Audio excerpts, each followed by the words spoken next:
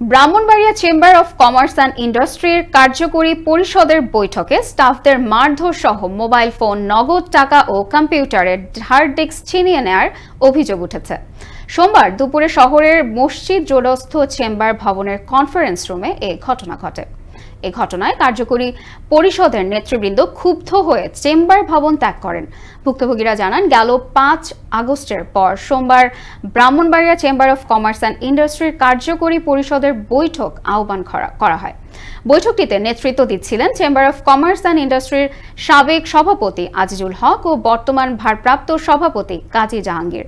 সভা শেষে একটি পক্ষ হঠাৎ করে নাম প্রেরণের বিষয় ও সভার বৈধতা নিয়ে বিরোধিতা করে এই হট্টগোল শুরু করেন।